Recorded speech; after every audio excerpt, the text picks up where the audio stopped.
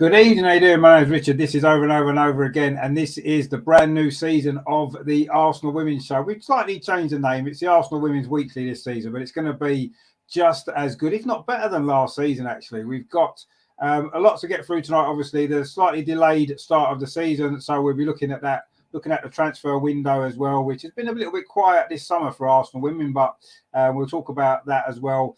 We have got 2 games in the next week as well. Obviously, Brighton kicking off the WSL on Friday. And then, of course, next week, the Champions League qualifier against Ajax as well. So loads and loads of great stuff to get through coming up the other side of this.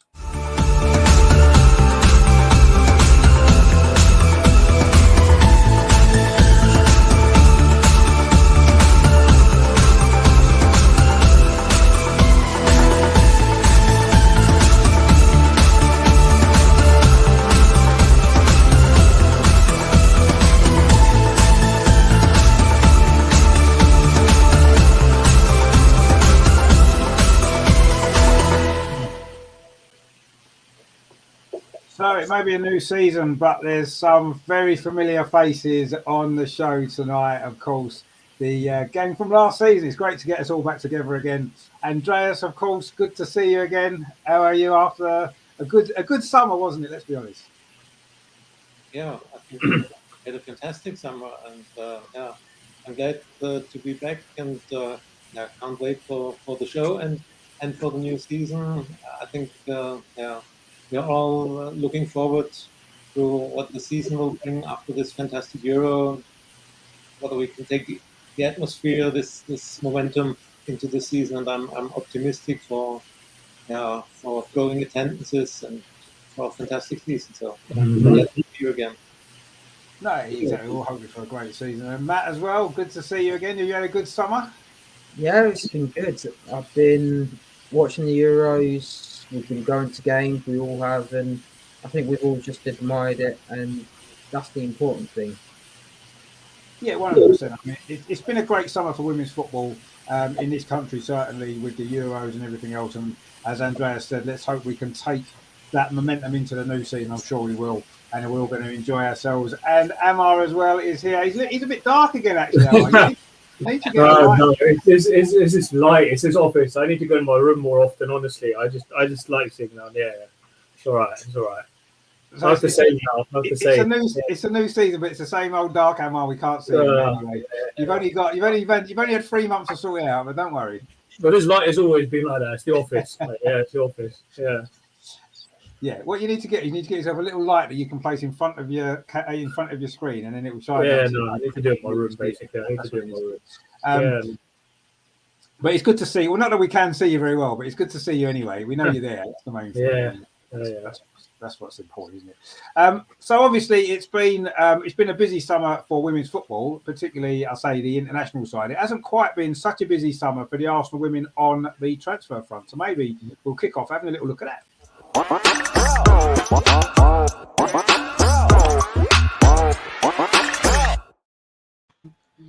Now, I think we were all anticipating slightly more incoming players perhaps this summer than we've actually ended up with. Just the 2. The goalkeeper, of course, from Kogu, who played against us last season, Marquis, and also, as well as we sort of pictured there, of course, Lena Herzig, the Swedish international who did play in the Euros.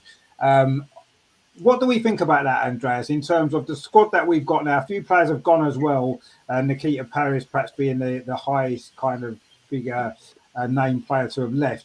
I mean, what do you make of the squad that we've got going into the season? Do you think it's enough for what we need in terms of what we've got to challenge for this season, or do you think maybe we're a little bit short and we should have brought in 1 or 2 more? Yeah, of course we have a fantastic squad, and international players in every position. Our first 11 is absolutely top. The problem is the squad depth, and we are not only playing in the WSL. We want to play in the Champions League as long as possible, and we all hope that we can qualify for the group stage. And there is the FA Cup coming. In January only, and the Continental Cup. We know how injury prone some of our players are, and I think the squad depth might cost us a few points. And I see problems coming in November, December, and probably we have to react in the January. So, yeah, the problem will be the spot depth and some positions. I think defensive midfield will be a problem. Of course, we have Leah Walty, and Wally is fantastic. And every time she plays, she's very important for us. We could see this. But if we miss her, this changes Yeah. and there is not a real replacement for her. Yeah, I know Frida Manum can play there. Kim Little can drop deeper and play this role. Maybe Leah Williams can play there. But this is True. also can play there, but it's not the real replacement. I would have wished to sign a defensive midfielder. Mhm. I think that's the main problem. And yeah, let's see. Dina Hotik is a very good signing. I think she will fit in, and she's a Jonas signing. So Yes. Yes. I hope that she will fit in better in his system than Nikita Paris did. So yeah, it was a quiet window, and as I said, it's for depth compared to Chelsea, of course, and especially if injuries happen, the defensive midfield Mm. problem. Yeah, I mean that does seem to be the problem area, and it was a little bit last season as well. And that's the thing that's maybe slightly frustrating from my perspective is the fact that that was our problem area in the team, and we haven't done anything to address that. You know, the first half of last season, it was obvious that the defence was the problem area. In January, we brought in a great defender. Yes, she got injured quite a bit, but ultimately Correct. that was a good move for a player that we needed in the position. This summer, we haven't done that. Now, is it because Jonas feels that we've got other options, other players can drop in and play? Leah Williamson, as you mentioned, Jordan obviously is going to be hopefully fitter this season. She Yes. can play more, and maybe he feels that we've got enough. But personally, I'm a little bit concerned about that. Actually, I'm excited with the signings that we brought in. I think the goalkeeper looked good against us. We all said that when we played against Koga, didn't we? How good she Yeah. was. So I think we're all pretty happy with that. And obviously, I think Lena's going to be a good signing as well. As you say, I think she's going to fit in better than Nikita did. Didn't quite work out for her, did it, at Arsenal? And I think that that's a good signing. So I'm happy with the players that we've brought in. But yeah, I do feel we could be a little bit short in that key midfield area, and that's it's still worrying me. I mean, Matt, what have you made of the transfer window? Do you think we're okay, or would you have liked to have seen at least one more come in? Well, just on the outgoings, I picked a few. I haven't picked all through them. So you got Simone, who wasn't getting any game time. She was getting injuries. So it wasn't really an option to say, yeah, she's definitely sat in. You would have thought, right, okay, if you look at this list, who do you think's going? She would have been one of the ones on the list. Nikita Paris, I was expecting her to stay, at least fight for that, try and get into the starting 11 and try and force her way back in. She's decided now to go to Man United, which is a bit of a shame, but it's only going to help her in the long term. You've got Fran, who's now gone to Birmingham City. She's only played 45 minutes all season at the moment, and they started 3 weeks ago now. Tovin obviously hasn't left because of her injury, and now she's back in LA. But we're going to miss those sorts of times when she was very important. The free kick against Wolfsburg, the goal against Man City to get the draw. These are the sorts of players that we need. That step up. Lydia Williams, she was a brilliant backup, but she needed game time. She needed to assert herself as that number one goalkeeper, especially with the West Ham goalkeeper sort of playing week in, week out. And then you've got players like in the younger mould, such as Alex Hennessy, who's now gone to West Ham. There's a couple of them that have gone to West Ham or Crystal Palace or a bit further down, get the experience and build themselves up. But it's just a bit of a shame that some of them have gone. But at the same time, when you look at who we've brought in Kaya Marquise, good goalkeeper.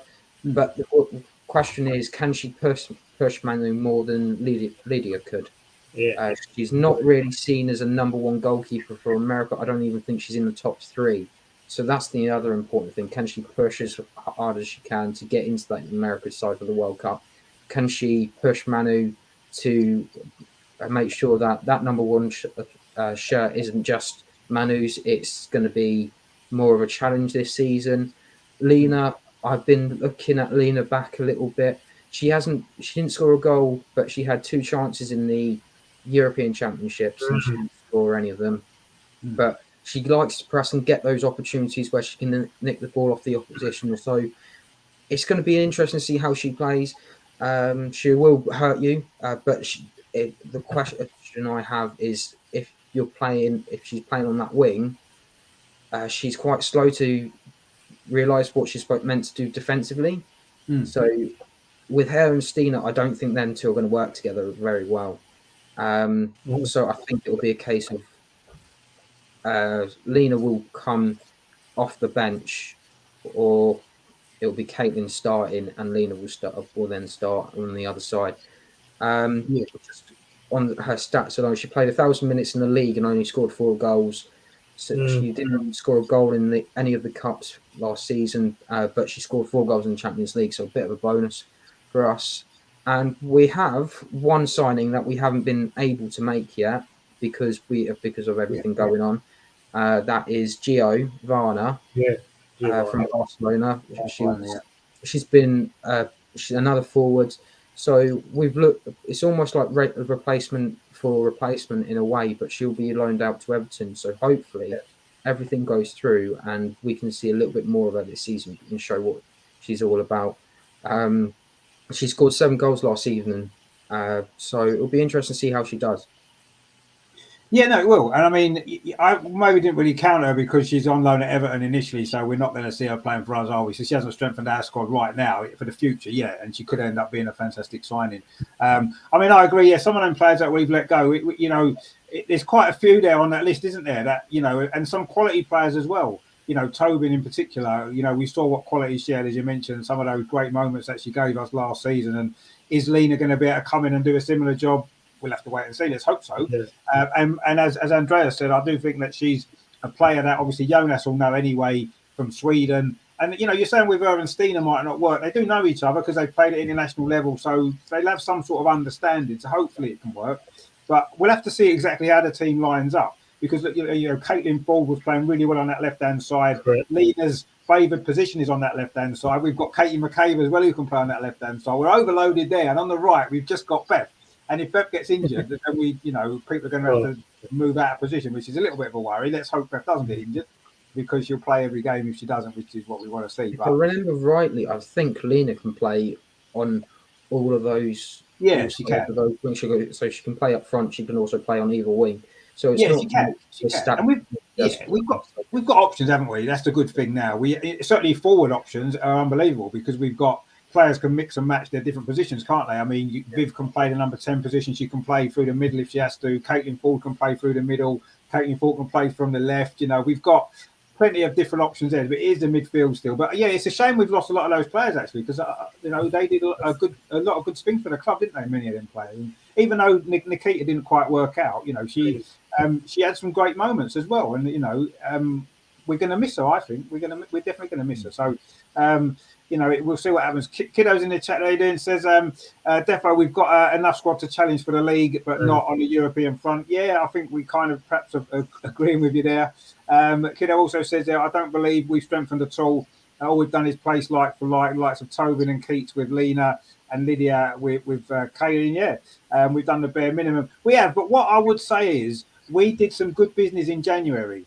And not many other clubs brought many players in January. We bought 3 really good top quality signings in January, didn't we? They've all had time to settle in, and they're almost like they're not new signings because we've already had them before, but they're going to be ready to go already this season. They've got to settle in, and I think that's perhaps a good advantage. And we mustn't overlook the work we did in January, which was great. And we're going to maybe see a lot more of those 3 players this season anyway than we did towards the end of last season. I mean, Stina made a big impact. Laura's done really well. And I think obviously Rafaela Souza is going to have even more impact this season now she's fit. And I think we're going to see a lot more. Manuela Bocci as well. Let's remember she was injured a lot last season. She's coming in, another option. So, we're saying we don't have enough options and maybe we don't in one position in midfield, which is what we're all concerned about. But overall, we have got a great squad. We've got some great players. We know we have. And I think that's the most important thing. Colonel's in the chat there says Barcelona are still too strong in Europe. Well, they did, did they? They lost in the final, so they are beatable. As well because they've lost Alexia now as well with the FCL injury. They signed But then Lucy they have Bronze, got Lucy Walsh, Bronze, they have got Kira they've Walsh. got Kira Walsh as well, so they're not doing too badly, are they, I suppose? But yeah, we'll see what happens. We need to improve in Europe, definitely. We saw that, and we'll have to remain to be seen how that works out. I mean, Emma, what did you make of the transfer window then? Are you happy with what squad we've got now going into the season, or are you a little bit worried about certain areas of the team, certain positions that we could find is going to come back and haunt us maybe? Yeah, I would have liked to see them sign at least another couple of players. As we know, the problem area last year, especially when Leah got injured after the North London derby, was that centre-back position, and in front of, as Andreas was saying, with Leah Vivalti, not having cover for her if she was to get injured, as we saw what happened, and even though we went on to win the title 3 seasons ago. Yeah, I mean, we've got good. There's still that worry if it's say we saw last year when Steph had to play at left. Well, she normally now left back, or she had to play with Jen sometimes a centre back, and you saw how worrying that got. So maybe I would have liked to see another centre back sign just in case one of them. I know we got Rafa, we got Lotta, we got Jen, and in that position, but I would have liked to see maybe just one more, just as a safety net, if you know what I'm trying to get at. Yeah. So yeah, No, that was the problem area we saw last year. I know Frida's still only 23, and Leah would know with that experience. She's been superb in playing alongside the likes of Jordan and Kim in the past. So that's the area which I'm still concerned about when you see how many forwards we've got in the team. I don't know. I know it's great to have that strength going forward, but behind that, there's the worry is still there that they could that there's not enough to sit in front of the defence and protect the back four. So I would have liked to see more central, as you said, defensive midfielders. Probably one other central defender signed, but overall, I would say it's a bit disappointing. But let's hope the manager knows what he's doing at the end of the day. Yeah, I mean, it's funny because I remember last season we were sort of saying that, Joe liked a smaller squad, didn't he? And he was quite happy with that. And then last season, because we bought so many players in last summer, and we seemed to have a massive squad, didn't we? Yeah. And we was also saying, maybe Jonas likes a bigger squad, he's got more options, but maybe deep down, maybe Jonas likes a smaller squad, and that could be why we've now got a smaller squad again. But we'll have to see how it works out. I mean, I don't know what the season's going to bring at this point, but I like the players that we've got, and I think we've got a very, very good team. We've got a good squad of players, but is it deep enough for injuries? That's what does concern. I think all of us. Kiddo says it's been a strange window. Lena Hertig was never Jonas's first option. She was down and second order behind the likes of Gase and Freddie. Possibly. She may have been. We don't really know, do we? It's all speculation, really. I mean, Jonas will know Lena, obviously, from Sweden and stuff like that. So I would have thought, I'm sure it's a signing that he wanted, and he's managed to get it done. Yes, maybe it wasn't his first choice, but we'll have to wait and see. If it works out for us, we won't really mind too much, will we? Kiddo says there, we even lost out to Chelsea on Jelena Jankovic, who's worked under Jonas despite meeting her release clause. It's absurd. Yeah, that was a strange one, wasn't it? I mean, I don't really know what's gone on there, but, we did miss out there. She would have been a good sign, actually, wouldn't she? If we could have got that one over the line. Kiddo mentions there Taya Goldie as well. Yeah, I mean, she might end up playing a bit more maybe this season. Defender, so young defender. So let's hope that maybe might work out. Tommy's in the chat as well. He says, "I'm glad the game is on. That obviously on Friday it is now. Leaving straight from work Friday, turning down a work night out for it. Good lad. That's what we like to see. Look out for the flag. A lot he has. Yeah, we'll be looking out for that. I'm sure that'll be great as well. So yeah, I mean, it's good that the game's on. I mean, that's obviously one thing we were worried about with everything that's going on, whether there'll be any football played this weekend. But it looks as though that is all going to be great. So, with that in mind, it's the first game of the season. The season's starting. Why don't we have a look forward to the weekend's WSL?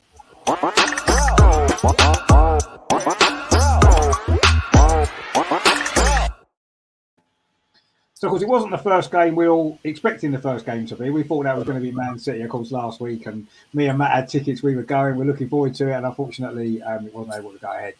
So the first game now is slightly different. It's Brighton at home on Friday, of course, as we said. Now, we've beaten Brighton every single WSL game we played against them since they got promoted. We beat them in the FA Cup last season, although last season's game at Meadow Park in the league was a tricky game, wasn't it? We were in a difficult spell at the time. We went 1-0 down, and Beth Mead helped us turn it around, didn't she? She set up the first goal and then scored the second from free kick. So, but in the FA Cup, we beat them easily. Away from home, we beat them easily.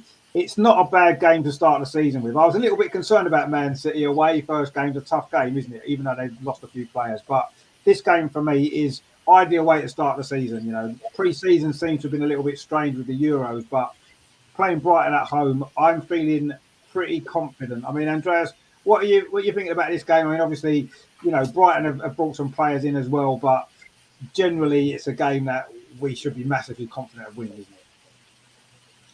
Yeah, the first game of a new season is always difficult because nobody knows where you are standing.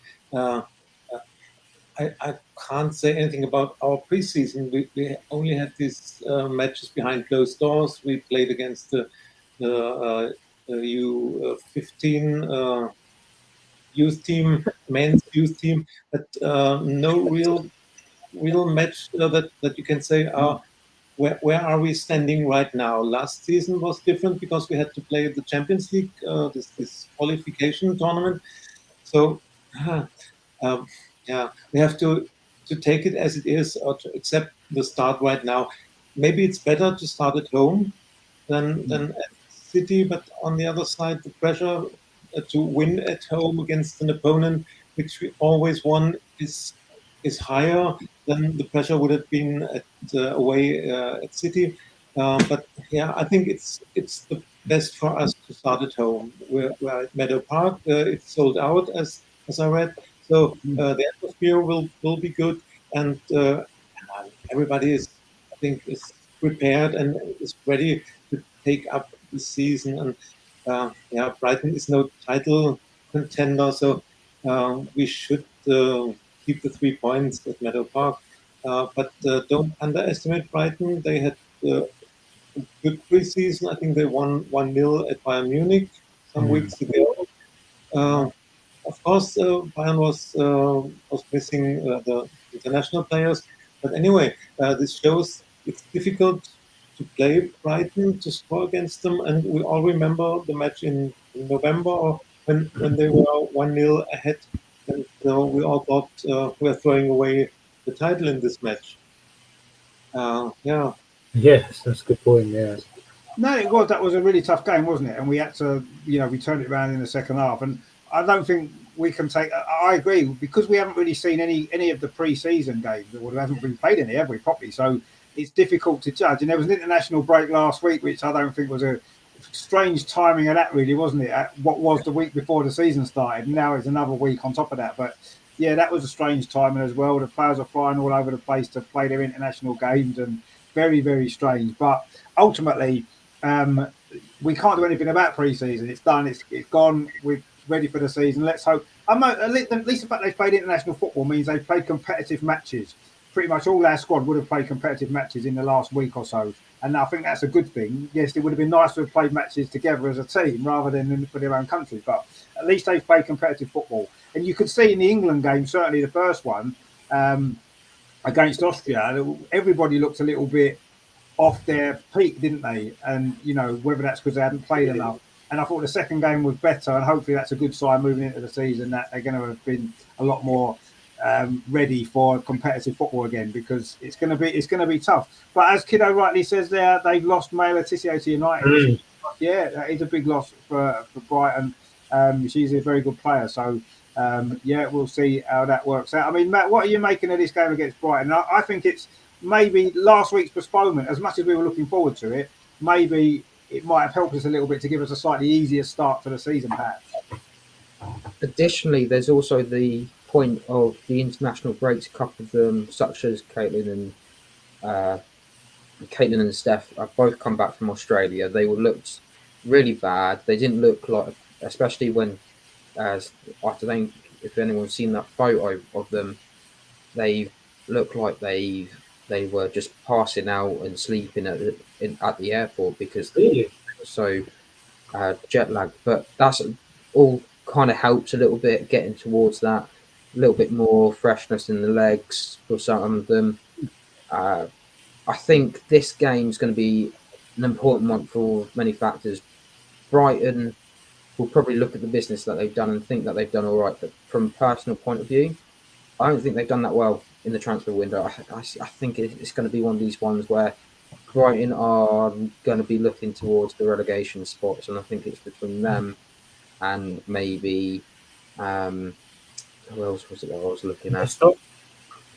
I can't remember who else I picked out, but it was one it was really tough also between two teams that I think, and it was one that I don't think a lot of people were expecting. But Brighton have also lost Covisto to Liverpool. That's right. Yeah, So that's right. Yeah. they've lost a really important weapon, her getting on the end of things to go in the corners and things like that. That's how they scored their first goal to begin with. I think we might be seeing how good this team will be because I think they'll be better off for it. I think we'll have too much firepower, but then again, last season I remember us saying if we go back, if go behind, I want to see how this team reacts, and they reacted really well. So if that was to happen, it'll be interesting. But at the same point, I think we've got enough to see them over. We'll see them over the line, not a problem. It'll be interesting to see how they try and track Beth. Even Viv, if Viv's going to be playing in that 10 position, then you've got the issue of who else you play on that other side or who's available. Even on the corners and things like that, who do we put there? Do we want Katie taking the corners instead of Steph? Yeah. So it's going to be an interesting lineup, and I think this is one. If you were to say this is the season opener, you go sort of go not really, but you could understand it. But it's luck of the draw really when it comes to season openers, and it would have been interesting last weekend, but what's to be to be. Yeah, I mean, I think it's this season in particular. It's going to be very difficult to know what to expect from the first couple of games, probably from everybody, because of the pre-season's been so sort of strange this season with obviously with the Euros and then the international break and everything else. No one seems to have really played a lot of friendlies, have they? You know, Man City got knocked out of the Champions League already. We've still got to qualify to play as well. So it's very it's difficult to know what to expect. But I'm prefer the fact that we are playing Brighton in our first game at home as opposed to Man City away. I just think it's a slightly more favourable first game for us. And I think we need to start the season well because, you know, we saw last season, didn't we? We beat Chelsea in the first game and they were catching up. They were playing catch up for weeks and weeks and months afterwards. And yes, finally they did manage to do it. But it's important in the WSL because there's not that many games really when you look at it, you know, 22 games. So you can't afford to be playing catch up too early in the season. No. So I think it's important we get off to a good start. I was a little bit concerned about Man City away first game, but now we've got Brighton at home. Then we've got the North London derby the week after. I'm quite confident about those two games. So I think we've got an opportunity to get a good start, and that could be really important, really. I mean, Emma, what are you making of this Brighton game? Because it is difficult to know exactly where Arsenal are in terms of fitness, in terms of form. You know, we saw some of them in the international break looked okay, didn't they? Our girls who played in the international, for England, certainly looked okay, didn't they? But we don't know overall, do we? I mean, kiddos is Steph and Caitlin back? I think they're back. I think they're fit, but we don't know what state any of them are in yet, really, do we, in terms of competitive football. So it's going to be unsure what to expect, perhaps. I mean, Emma, what are you kind of expecting them from the Brighton game overall? Yeah, I mean, it'll be interesting to see who he selects for that game.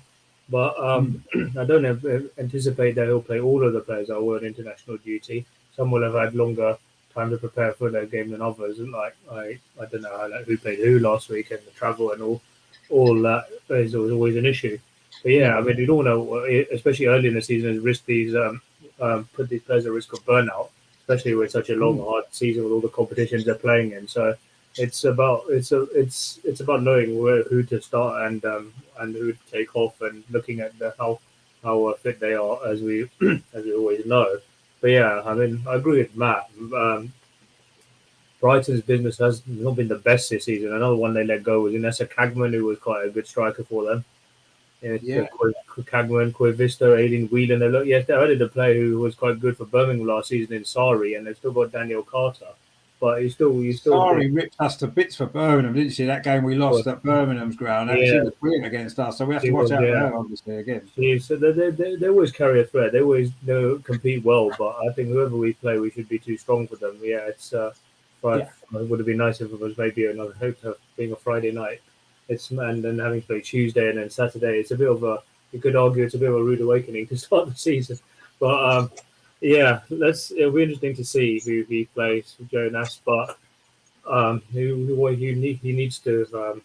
How do I say? He needs to make sure that he keeps everybody satisfied and doesn't overwork them. Yeah, I mean, I think the fact that we're going into the season and straight away we've got a European qualifying game to come either side of North London Derby is not ideal. Guess is it really? But I suppose at least it's going to get us. We're going to have to be up to speed really, really quickly, aren't we? Because we can't. As I said, we can't afford to be off the pace too early in the season, or we could be, we might not even be in the Champions League if things don't go well. I mean, I think it's a good draw. We'll come on to that in a little while as well. Colonel there in the chat says, while I respect the Queen's passing is unexpected and a very big occasion in terms of what she did for the country, but do you agree with the cancellation of all football? I mean, it was a strange situation, wasn't it, last weekend? It all happened so quickly.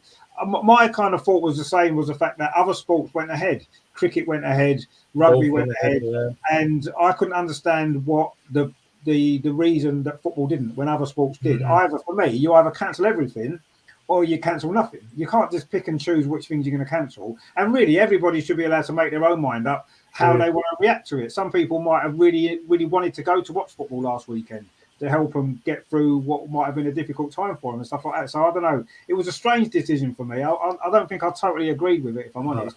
I didn't see the harm of playing football. It wasn't like this weekend where there's issues with policing because of the funeral. I understand that. This weekend might have been better to have called the games off this weekend and played last weekend, maybe. Might have been a better way to deal with it. I'm not sure. I mean, Andreas, what did you make of that last week? I mean, I know obviously football went ahead in Europe, Germany, they all played. It was only really in this country that it was an impact, really. I mean, did you think that was you expecting that to happen? It's difficult for me to say because I'm not living in the UK, but my first thought when I read about the passing of the Queen was that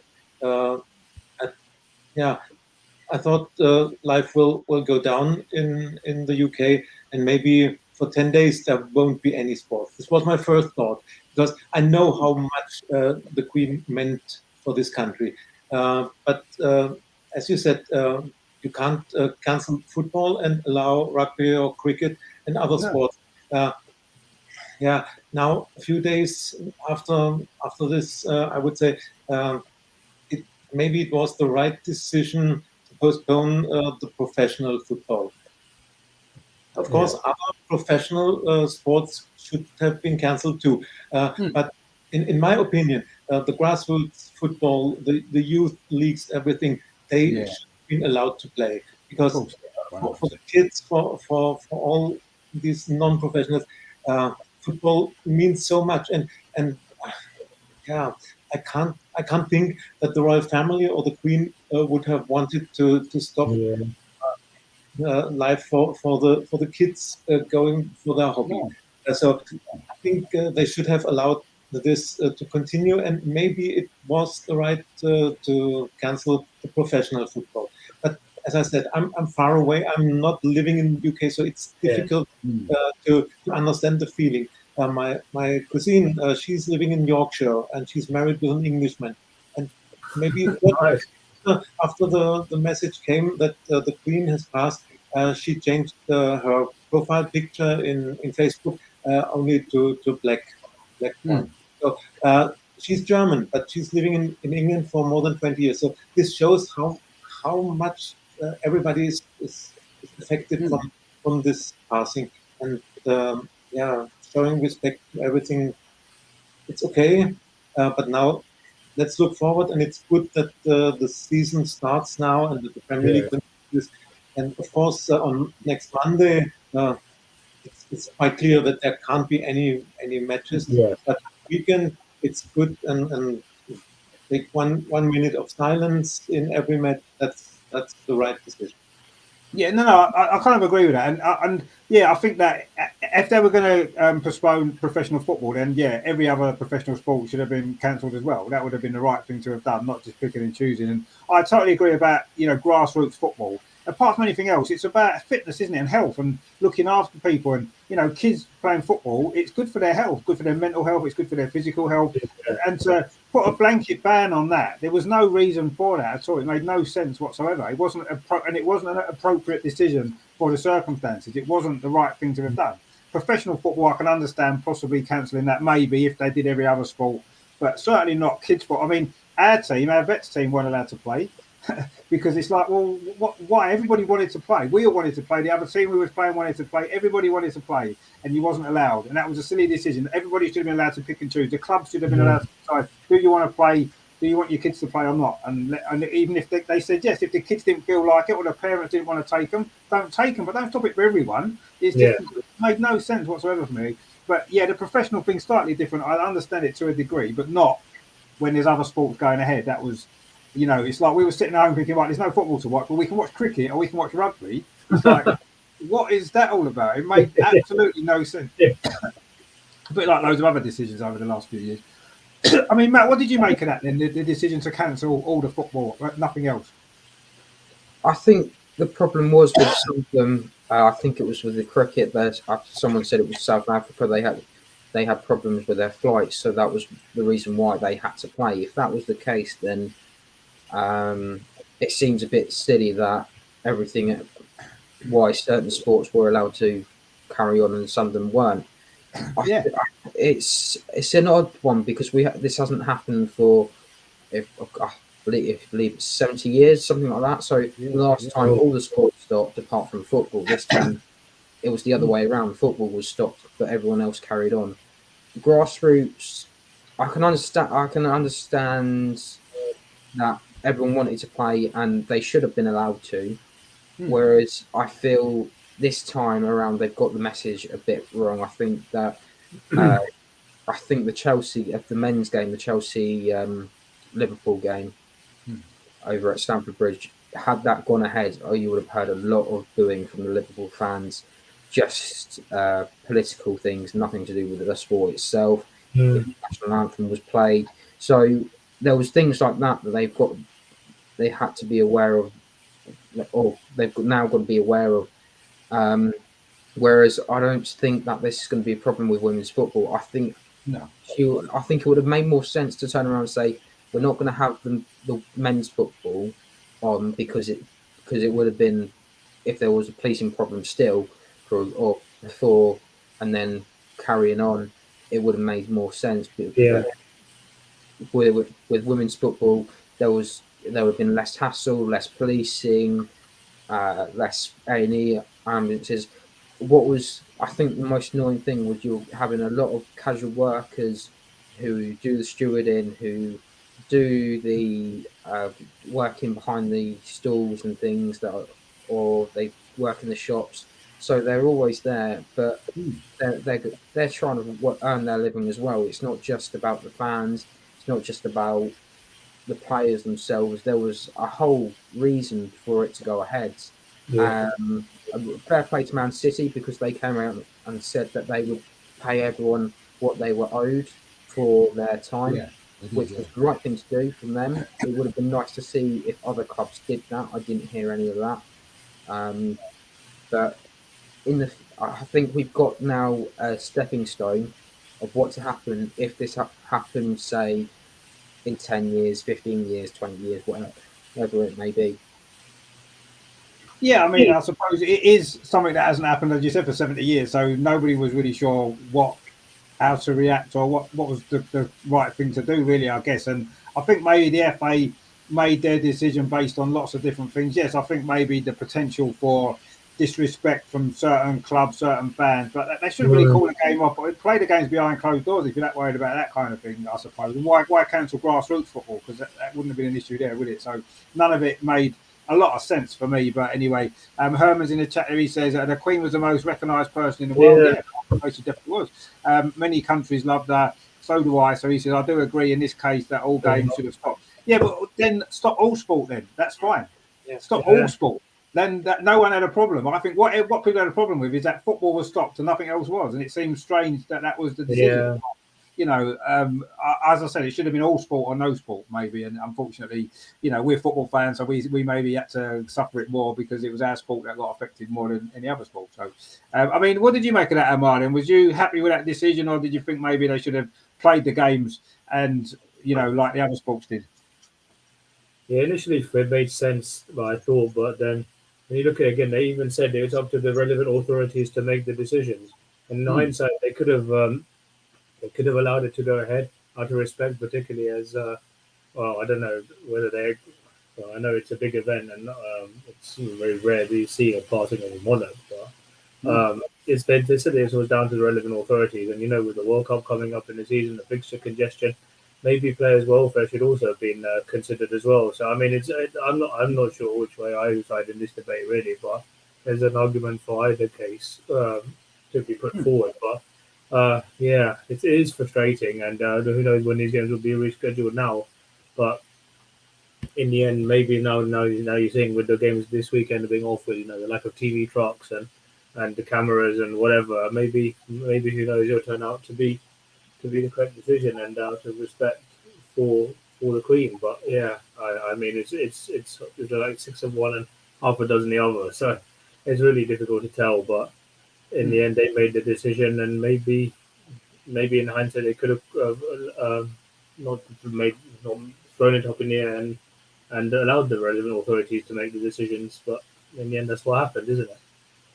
Yeah, it is, and unfortunately, the FA decided to make the decision that they did, and every single level of football was cancelled, which I can't get my head around that at all. But anyway, it's happened now, it's done, and luckily and unfortunately, maybe games are starting again from today. And there's one or two called off over the weekend due to apparently policing issues and whatever. But most football's going to go ahead this week. The WSL starting, which is great. We've been looking forward to it for such a long time. So yeah, it's happened now. It's out of the way. Our tickets for Man City will be valid for whenever it's played later on in the season, whenever they put it in. So hopefully we can still get to go, depending on when it is, I suppose. So Terry says is there any way any other sport than football or boxing? Well, yeah. I mean. It is crackers, isn't it? But anyway, it is what it is. You'll be watching the tennis. You'll be watching the tennis, Terry. Yeah, the tennis, yeah. But I don't know. I mean, the whole thing was a bit strange. But anyway, it is an unusual situation that we don't deal with very often, do we? It's not like it happens very often. So I guess we just have to, suffered it, carried on, and look forward to the football that is going to be played now.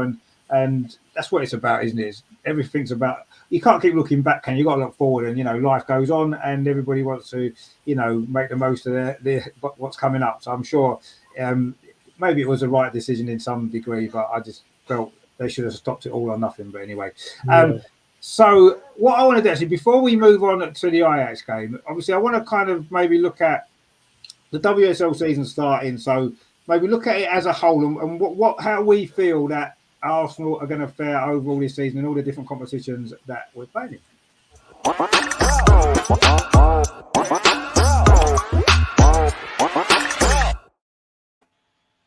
So obviously we spoke about the squad. We've got slight concerns about the depth of the squad in certain positions, but overall we know we've got a great team. We was not very far away last season, was we, from winning the league title? We know we've come short in Europe a little bit. And Chelsea in 2 FA Cups saw to us there. So, we've got improvements to make on last season if we're going to win a trophy this season. I mean, Andres, what are your hopes and anticipations more than hopes, perhaps? We all hope that we win everything, but what's your anticipation for the season? With the squad that we've got now, with everybody else's business that they've done, we're ready to start the season. What would you, when it comes to May, when we're looking back on the season, what do you expect that we would have achieved? We can say we won at least one trophy. Which one? Which one do you want?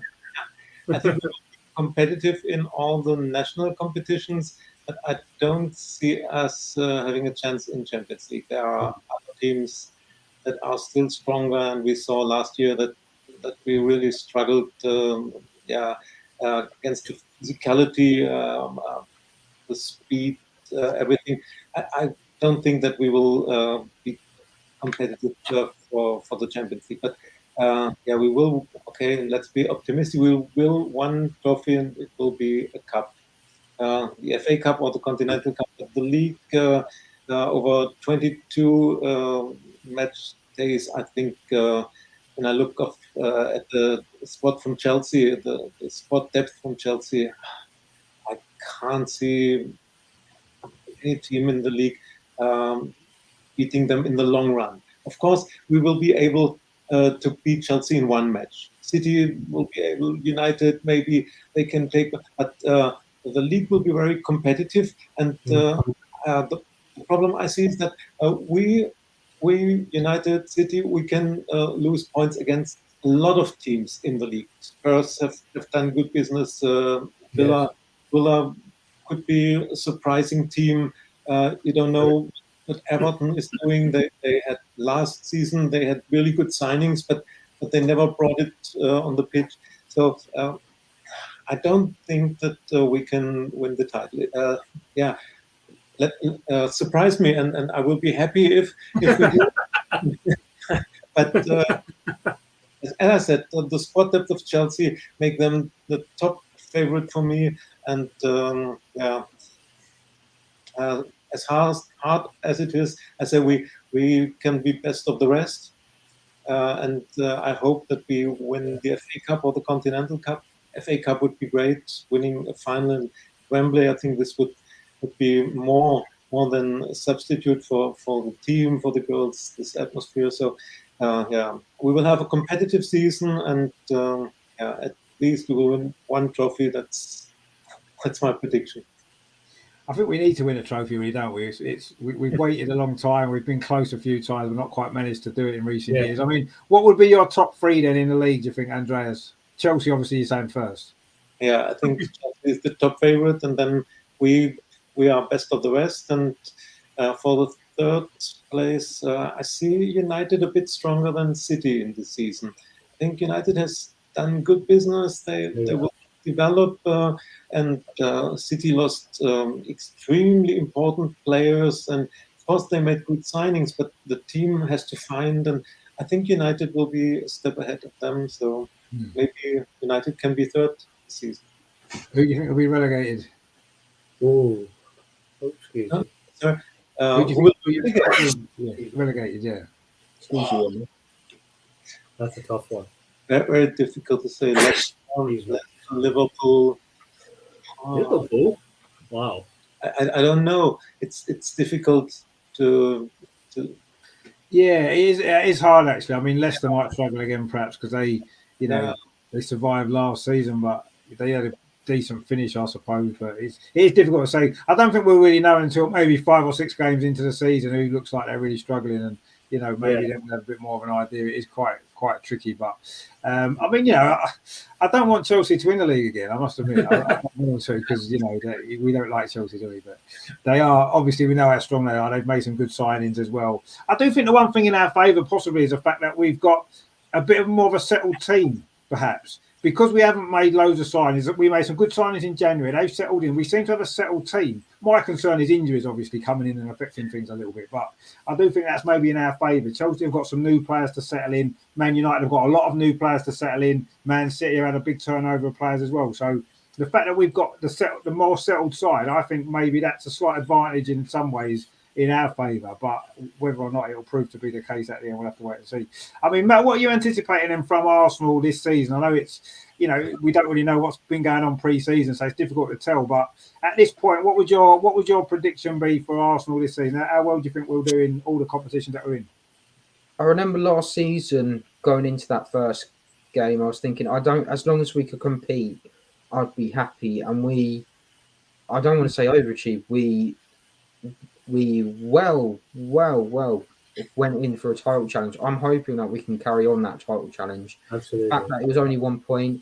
I've mentioned it before where Jonas has apologised and I turned around to him and said after that West Ham game, don't apologise. There's no need to apologise. You built this team up from nothing. You saw what it was like at the start of last season.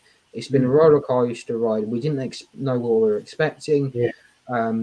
We came into this season not really knowing what was going to happen, and he just brought that belief into that team, and he made it his own. It may not have been his signings to begin with, but he installed something in them that brought the best out of them. So you saw Bethany that was more than willing to assist and get goals last season. You saw Viv step up and say, "No, I don't want to play as a striker anymore. I want to be an attacking midfielder." You got Leah Walty. I know she's been the strong point, the same as Leah Williamson as well. But you've seen others step up, but at the same time, you know that's the area that needed to improve in, but no one's come in. So if Leah Williamson steps in, if you got a gem, who's going to be that centre half partnership, for example, it's an interesting one to keep an eye on. But prediction-wise, I would love to see a trophy be lifted at the end of the season. That's for sure. If we can keep that up, I'll be happy. Which trophy do you want? I think, you know what, it'd be nice to win the Conti Cup because after all the disappointment of going out against United, it would be quite nice to lift that aloft and be like, I made a huge error here. I'm going to make sure we go for it this time. Yeah, I mean, any trophy would be nice, I guess. We haven't won one for a little while, so it'd be nice to get one again, and that will, be nice. Yeah, I mean, I still want to win the WSL. That's the one I want to win, but I know how difficult that's going to be, obviously, with Chelsea and everybody else. So, I mean, Emma, what are your kind of thoughts and anticipations for the season then for Arsenal? Do you think we can topple Chelsea this time? Do you think we've got it in us to do it, or do you think Chelsea are inevitably going to win it again, as they always seem to do? Yeah, everyone raves on, rightly so, that they've got the best team in the squad. Yes, they've got the best manager. They've had it 10 years. We know that. And their squad depth is unbelievable. They're building a squad to try and win the Champions League in Europe, which, I mean, trying to win the Champions League and dominate Europe for however many years to come. They made one final. Last year they were beaten by Wolfsburg, and we all saw how the schedule got affected due to COVID and other issues. But I think if there's no COVID controversies aside, and we can turn, the only thing that let us down last season were those draws. If we can be a bit more clinical, we were unlucky how many times we hit the woodwork. I remember, especially against Manchester United and a couple of brilliant saves, which either way they go in, the title goes the other way, goes to our side. The north side of London. And if we can just be a bit more clinical in front of goal, we've only conceded 10 goals in the whole of last season and kept the most clean sheets. In the end, it was just the fact we had fewer wins. So it's fine margins, and if we can just be, as I said, just be more clinical and turn those draws into wins. Jonas has got that. He's instilled that belief into the squad, as Matt was quite rightly saying, and now hopefully we can keep the players fit, and he played that really attacking style of football that served us so well last season, and just have that mentality. Most importantly, is that mentality. I think maybe in the past, whereas they've maybe shown Chelsea a bit too much respect. Maybe just go out full in their face and not fully in their face, not leave gaps and try to press teams away like City and Liverpool do in the Premier League. But just show them no fear. Just go out and play their way they're accustomed to. And then who knows? Maybe it could be a really successful season. I'm actually thinking we could do. I'd like to just win 2 this season. I won't go too far, but I think either Conti or FA Cup would be good for us this season.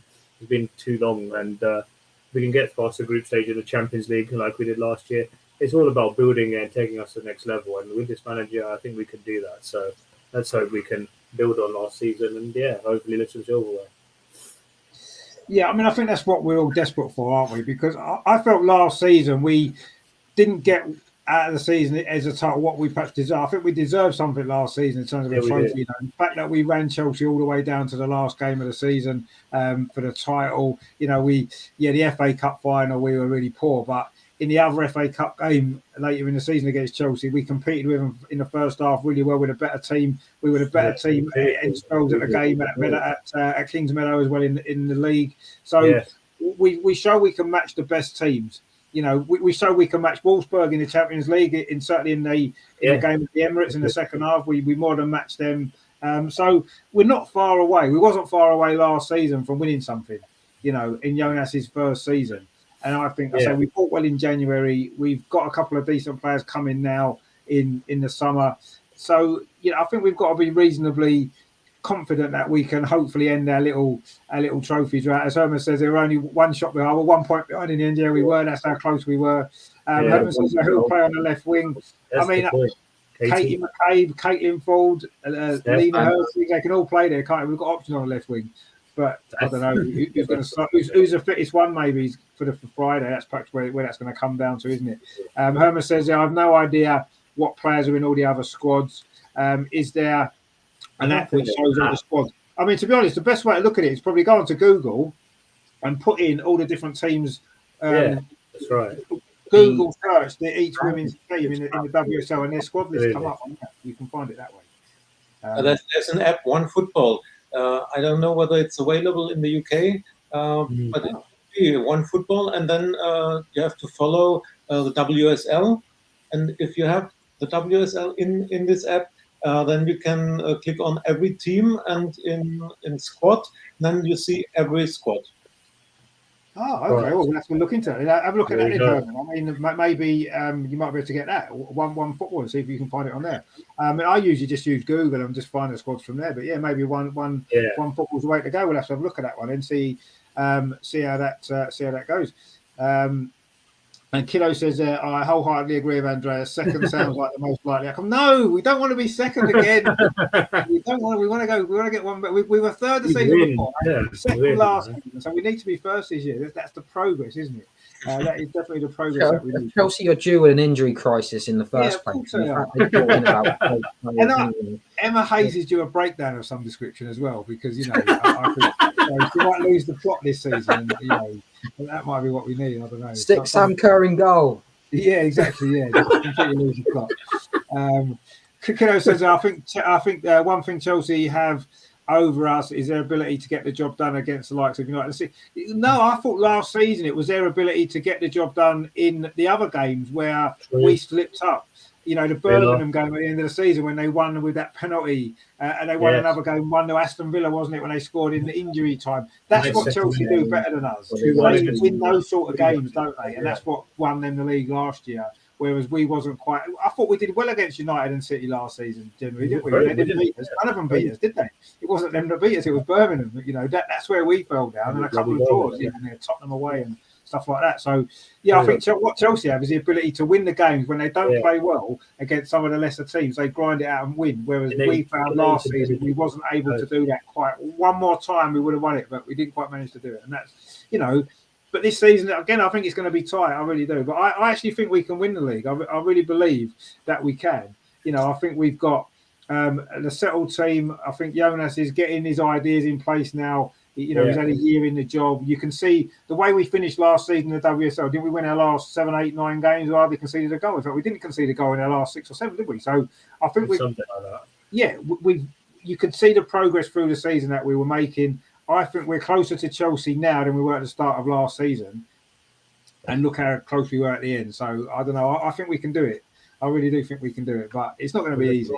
I don't think we're strong enough in Europe. I still think we're going to come up short in Europe against the stronger teams. I just think we will, unfortunately. But yeah, the two cups, FA Cup and the Continental Cup, why not? We've got a chance in both of them, I'm sure. There won't be too many teams that will fear in any of them competitions. So, why don't we win the treble? Let's go for that. That would be nice. Good one. Yeah, I like the optimism. That's what we want to do. But it's not easy. We know it's not easy. It's going to be tough. And also, what worries me slightly, I don't know what you guys think, but Beth Mead has just had the year of her life. I mean, fantastic season for Arsenal, brilliant for England, player of the tournament in the Euros, top scorer in the Euros. Is she going to have a come down this season? That's what worries me a little bit. Is she going to find it difficult to get back to that level again? Hopefully she won't, but that does worry me slightly. I mean, are you worried about that, Andreas, or do you think she'll be fine and she'll be back to her normal self straight away? I'm not concerned about that. I think she's so settled, and she had such a fantastic year. And if you look how she continued in this international break, or how we can call it, I didn't saw any difference in the style she played. And I think she's so self-confident now. And if you read the interviews she made, I think she knows that she's on top of her performance and on the peak of her career right now. The only is that she's only 1 year on her contract, and if she continues playing like she did in the last months, every big team, Barcelona, Lyon, PSG, everybody will try to sign her.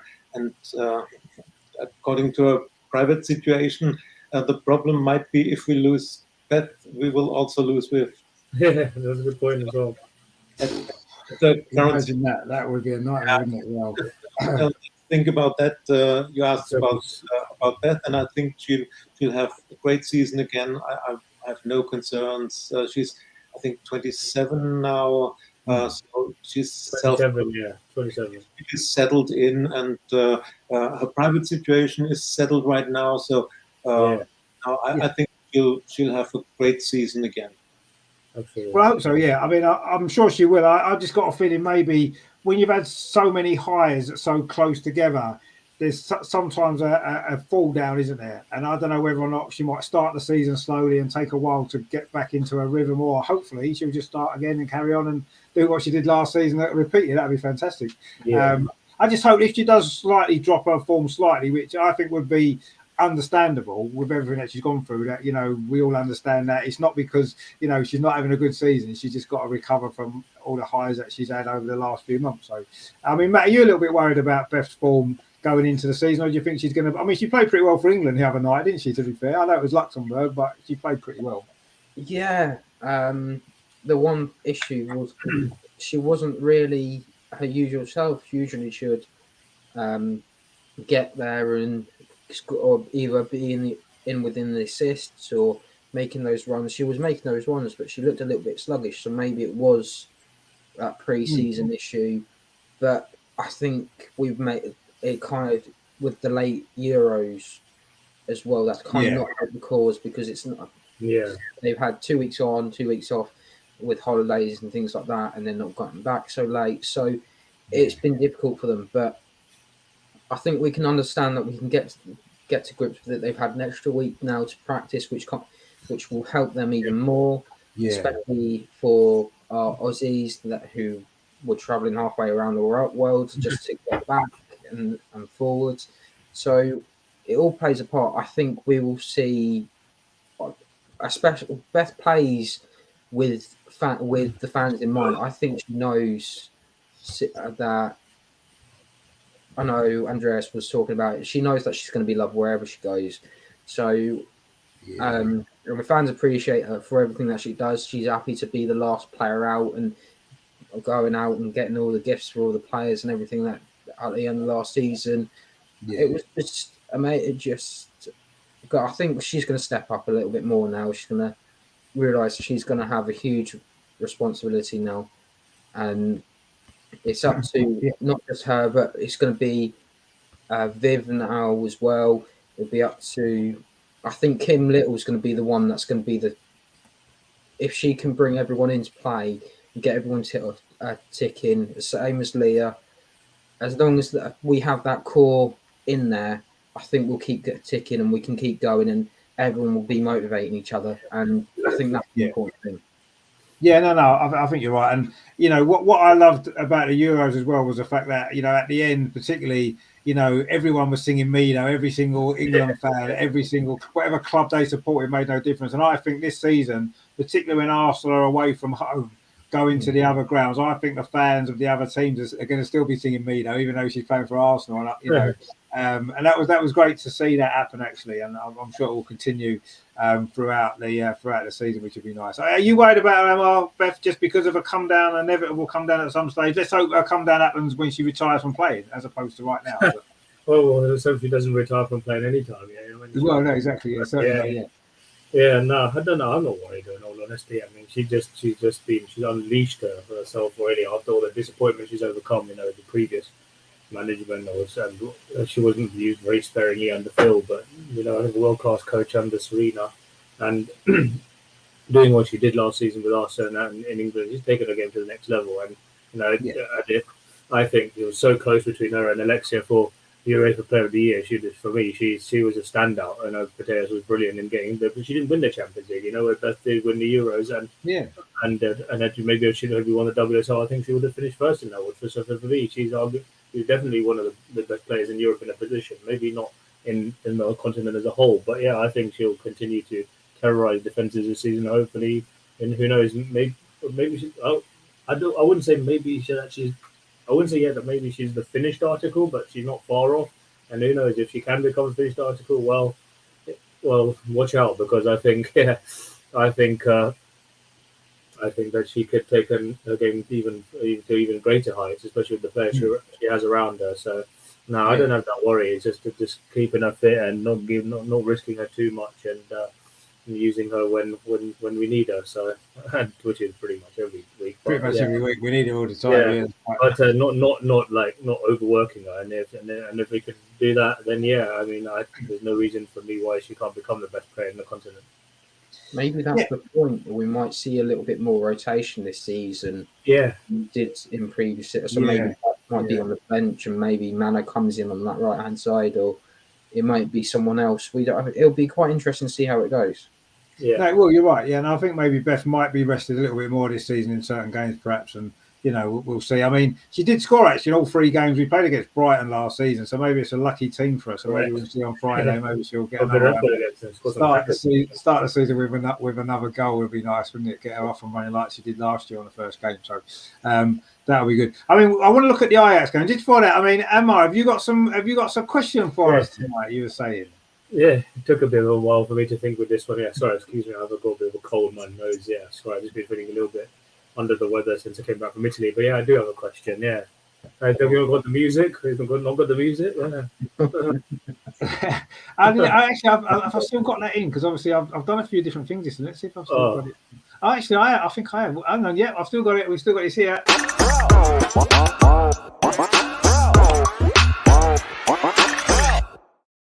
There we go. Emma's quizzing. Yeah. I wasn't sure if I took it out of the thing because I've got so many new videos for this season. But yeah. Brilliant. Okay, go on then. Right. What is your big question this week? I'm excited for this. Yeah. So yeah. I start off for 10 for the season. Got Jeremy Paxman, who's leaving University Challenge at the end of this year after nearly 30 years at the helm. So yeah, my question to you, gents, is since the advent of the WSL in 2011, how many different nationalities have represented Arsenal? Wow, that is. Hang on, I'm gonna have to get my pen out. I did my research and I got the answer. So let's see. Wow. Okay. Right. Let's have a little think about this because this is good. This. Since the advent of the WSL in 2011, how many different countries have represented Arsenal women?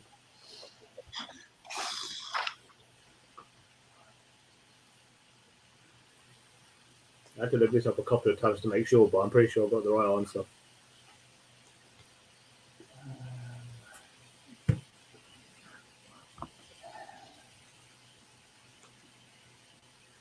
That's a great question, by the way. That's an absolutely brilliant question. Yeah.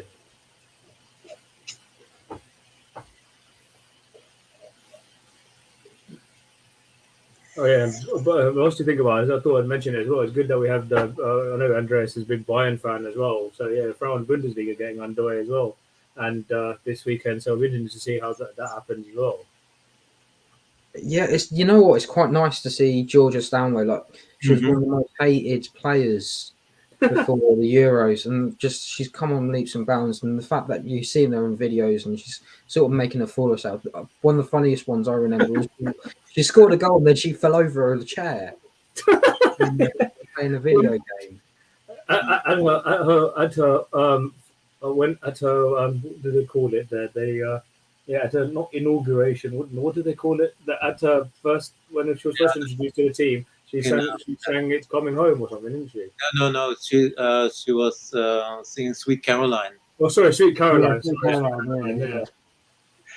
And she this was going all over on Instagram, Twitter, and everything. And then Lucy Bronze was forced to sing "Sweet Caroline" at her introduction in Barcelona too. Yeah, because Georgia did it. We would do that, but yeah, let's see. Anyway, yeah. So, how many different nationalities have represented Arsenal since 2011? Good luck. That is tough. I don't think I've got anywhere near what I'm thinking. Well, I mean, we could go through it at the end, so I think I know what the answer is. I have to make sure myself that this is correct, but Oh, I've missed. Of course, I missed one. there's always one. Well, I missed I'll one. tell you what we should do. Right? We should go around to say I'll give one, then Andreas gives another one, Matt gives another one. That's a very good idea, actually. That's a very whoever doesn't get the first one to get knocked out gets knocked out, and then there'll be one player left in, and they win. Yeah, that's a very good idea. That's a very good idea. Can we do it like that? Because obviously we will must have a list of quite a few already, but you know, it might be a good way of doing it because obviously some of them might be wrong. And okay, let's start with you then, Richard. Far away. Well, I'll go for an easy one, England. Yeah, of course, England. There, that's the most one. England, of course, that's one. I'll go for England because that was England. Andreas? Austria. Yeah, Austria is correct too. Yeah. Brazil. 3. Yeah. I'll go for Holland. Holland. Yeah. Netherlands. Australia. Yeah. USA. USA. Yeah. Scotland. Yeah. Republic of Ireland. 8. Yeah, that's correct. Sweden. Yeah. Switzerland. Yeah. 10. I think that's 10, isn't it? Oh yeah, Pauline Perimanian. That's right. Yeah, 11. Yes. Germany. Yes, that's right. Yeah, it's been a while, but I remember Tabea Kame and Josie Henning. Yeah, it's 12. I'll go for Spain. Yeah, that's right. Losada, Corredera, and Natalia. Who can forget them? 13.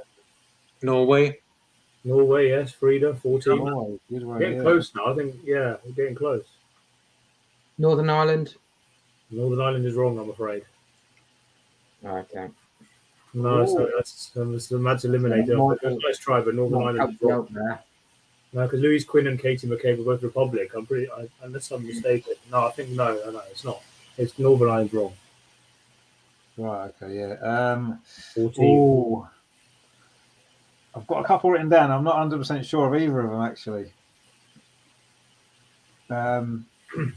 See, mine was a toss-up between Northern Ireland and the other country that I had.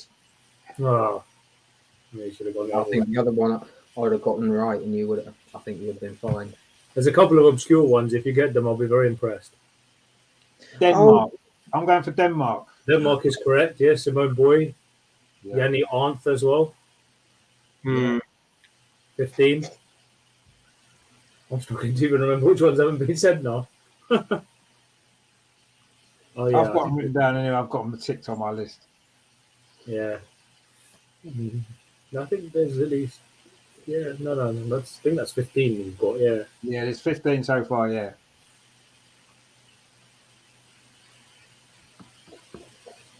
Oh yeah, I know the 4 which you haven't guessed yet. This gets this way again difficult. I know the other 4 now which you guys haven't said.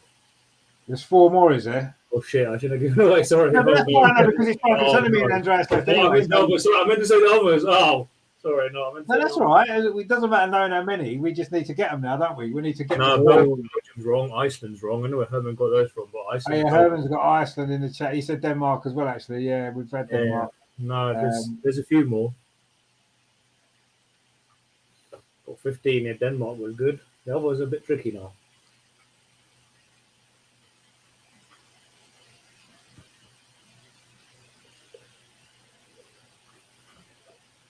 I'm surprised, Andreas, you haven't said your one yet. Yeah. No, Croatia's wrong. I've got 2 that I'm sure are right. I've got one that might be right. I'm not sure, but it's. You said Denmark, so it's Andreas' turn next, isn't it? Yes, yeah. Andreas' turn. I've got one. I'm not sure if it's right, but I don't know. It might be. All the countries on my paper are already set. So.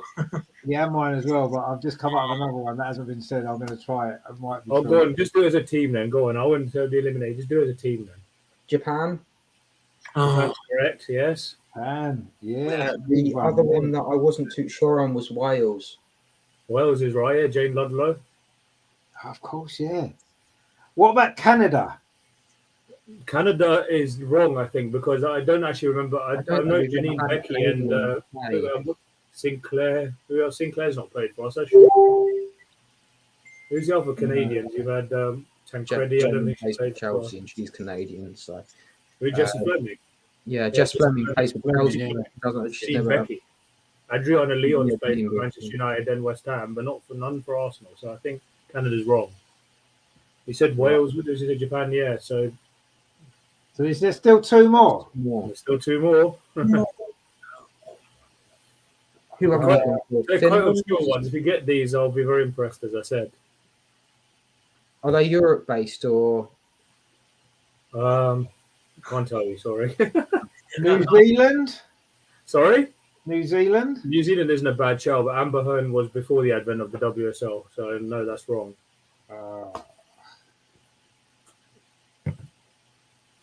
Russia. Jamaica? Jamaica is correct. Yes. Jamaica.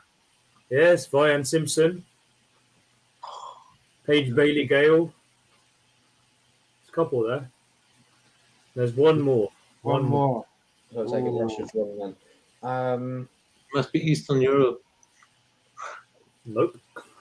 No, I'm thinking it's not Europe at all. I'm thinking it's like it's not South America, is it? Because Ghana. Sorry? Ghana. Right continent. I'm going to throw out countries now, left, right, centre. Egypt. throw out any African Liechtenstein. country. Liechtenstein. Ever since Liechtenstein, I don't What think is it's Liechtenstein. Liechtenstein? Has there been any player ever in the WSL from Liechtenstein? There may have been. I don't know. I don't think there's even been any. I don't think there's even been any Bulgarians, Croatians, or anyone. No. No, I don't think It's so. a small market, isn't it? You don't see many of those players Yeah. in this league. Nah, Jamaica was Jade Bailey was the other Jamaican who's played for us. Trying to think. So not Egypt, Morocco. Right, part of the continent. Come on, it's been an answer I've given to you. Before I've given I'm you. not. before. I'm not good with maps. I'm just good Biggest with country flags. So I was just trying to. So Egypt. So you're talking East Egypt. I'm terrible with. Don't worry, my African geography. is terrible. Nigeria. Sorry, Nigeria. Nigeria is correct. That's it. Shwala. Of course, yeah. Look at Barcelona now. Yeah. She's in That's it. Barcelona right 19. Correct answer was 19. now. 19. See, I would have gone 19. I would have gone about 15. I wouldn't have gone. Yeah, I wouldn't have gone that high either. It's only because I couldn't think of more than about 12 or 13 initially. And then obviously a few Nigeria, more came to light afterwards. Japan. Yeah. Brazil, USA, yeah. Jamaica, Cyprus. I think Cyprus, Israel. Where are you getting these names from, Herman? I think you were just getting some countries Israel. Cyprus and Israel, wasn't it? You know, there may have We been. have a women's team. There may have been. There may have been. There may be will. Maybe there will be Yeah. one day. We'll have to wait and see. 19. Yeah, That's 19. actually that was a good question. That was really good. I enjoyed Caitlin that. Ford's number, of course, yeah. Yes, indeed. Caitlin Ford's number. She was on the list, obviously, Australia. So there you go. Yeah.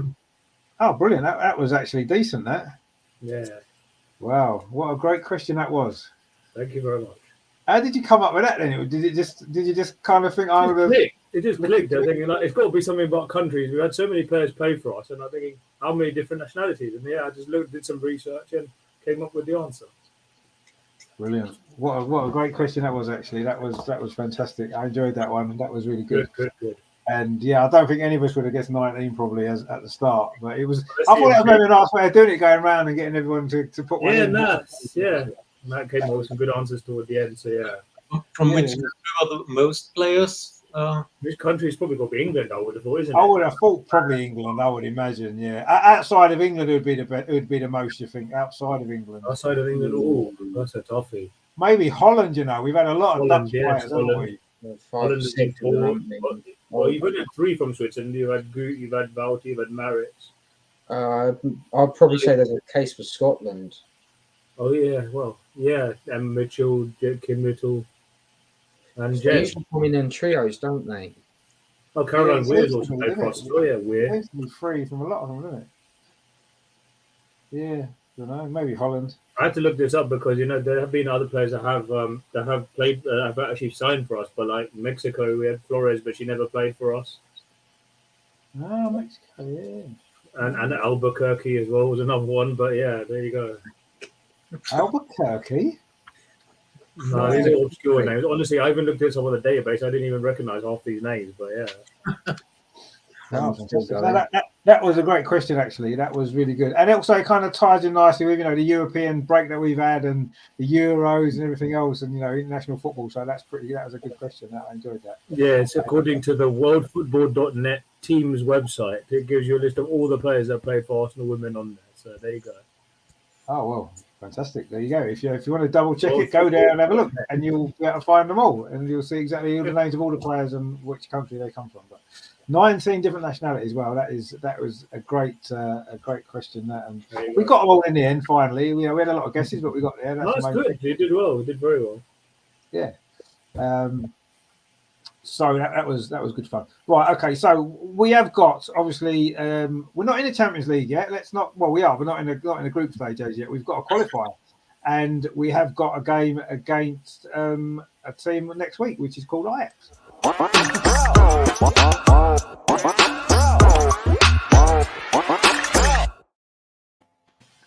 Obviously, a famous name in men's football, in particular, Ajax. They're not quite so successful on the women's side of things, and it's not a bad draw for us. And we should be massive favourites to go through. I mean, Andreas, do you know too much about the Ajax women's team? I don't know too much. I know that they have lost Stephanie van der Gracht, who played the fantastic Euro, and I know that their goalkeeper is always good for a few mistakes. Lise Kopp, she's I think now number 2 of another national team, but she's not as good as Van Domselaar. So I think the draw is okay. It could have been worse if we got Real Sociedad, I think Eintracht Frankfurt, who went out against Ajax Amsterdam, would have been more difficult for us. I saw parts of their match, Frankfurt against Ajax, and once again, Lise Kopp made a terrible mistake, and Frankfurt had a lot more ball possession, had a lot more chances, and there was a lucky goal, and then in injury time, I think 92nd minute or so,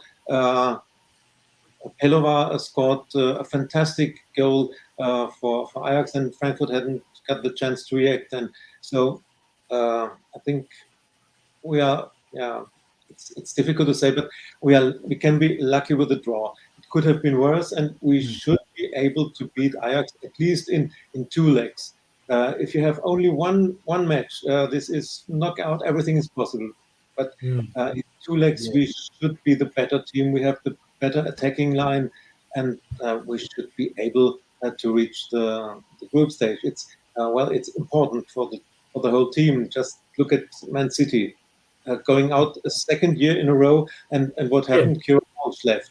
I'm pretty sure that Kira would still have stayed at Man City if they reached the group stage. And for us, it would be terrible too to be out in Champions League. Then the pressure to win the league and at least to win one title would be enormous. So we must qualify, and I'm convinced we will do. Yeah, I mean, it is important, but I mean, yes, we should get through. I think we're all pretty confident of that. But in a way, if the worst happened and we somehow managed to find a way to lose and get knocked out, then at least that way we wouldn't have that distraction for the league kind of thing. Because I mean, as much as we want to be in the Champions League group stage, it's so important for the club. It's so important for players like Viv and Beth and everybody else, right? We want to see us play in there. Our chances of winning the whole competition aren't that high, I don't believe. No. There's a lot better teams than us, unfortunately, later on in the competition. So, we've got 6 group games to play. They take up, time, they take up energy and effort and stuff like that. And ultimately, it's not going to be, we're not going to win that. Well, we're not going to, who knows? I suppose. Well, we're in it, but it seems unlikely that we'll actually win it. So, I don't know. I want to be in it, obviously. I want us to get through. But if the worst happened, I wouldn't be overly disappointed, really, because I think it would give us more chance on the other 3 trophies, which I think we're going to win anyway. So but I'm sure we will get through. I mean, do you know much about them, Matt, about Ajax? I mean, Matt Andrea said he didn't know much about them, but actually knew quite a lot about them, a lot of their players, which is nice, a lot more, and obviously their previous game as well. So, I mean, Matt, do you know too much about the Ajax women? Obviously, they've got some players that we know from the Dutch national team, haven't they? Yes, and if I've actually played against Ajax a couple of years ago, and they're in their disability setup. So if they're anything like that, they instill everything that Ajax is. They install it into all of their players. So they're looking to play the Johan Cruyff sort of way, putting it on the deck, try and build up those counter attacks. And they've got some great players in there. Spitzer, his team. We were also looking at Pelova. Yes. Unfortunately, it never happened. She knows put Pelova in. Yeah, she's a great player. That she would love to play for Arsenal. We've had a few of those, haven't we, Andreas? Certain German Wolfsburg player winning Young Player of the Year, saying that she wants to play for Arsenal. Who?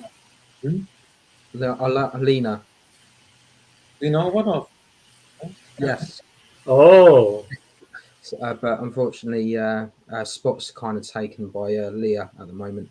So it's interesting. I think we're going to see a really big test from both teams.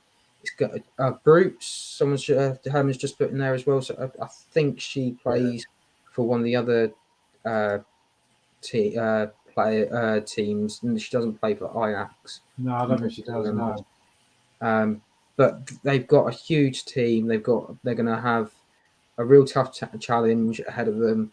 The away leg is already sold out 100%. So I think over 2,000. Wow. Is that being played at the Amsterdam Arena? No, that's there. I don't understand the logistics behind that, because they would have thought the Euros was such a big success. You would have thought, they should have played at the Amsterdam Arena, but they decided against it for some reason.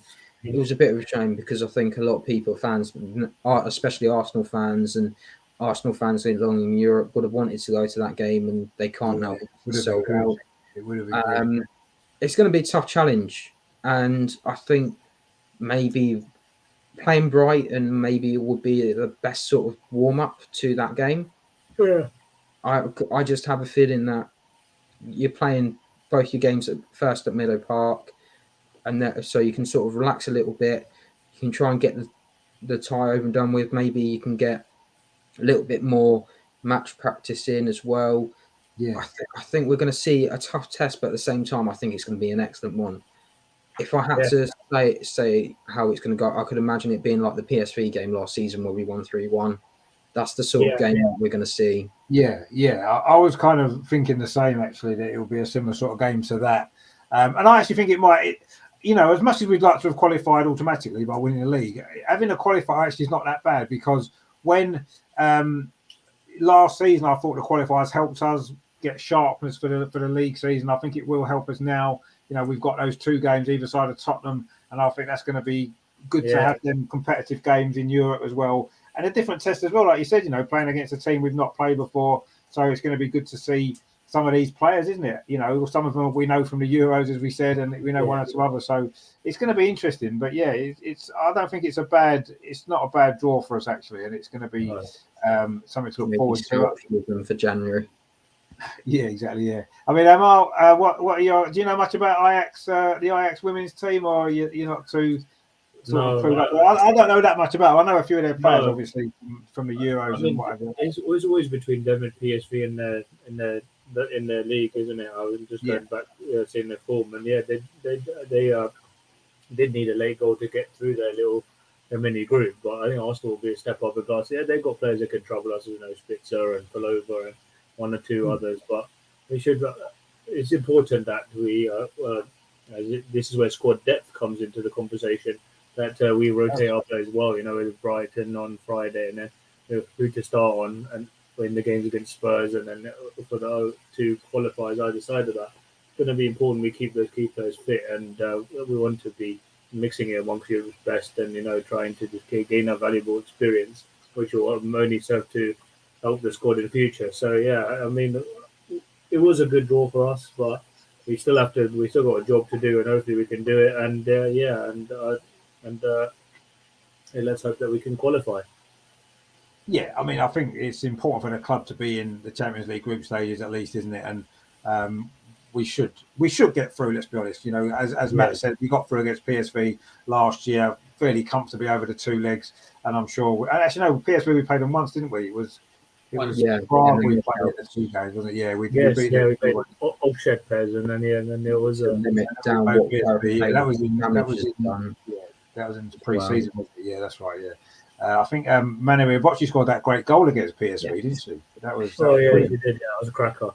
It was a cracker. Yeah, maybe she'll do it again against Ajax this time. You know, we'll have to see. Yeah. Actually, we didn't get what we didn't do is we didn't get score predictions. Actually, Andreas, give us your 2 score predictions for Brighton and Ajax because we didn't do that before. I forgot. Yeah. Okay. Against Brighton, we'll win 3-1. And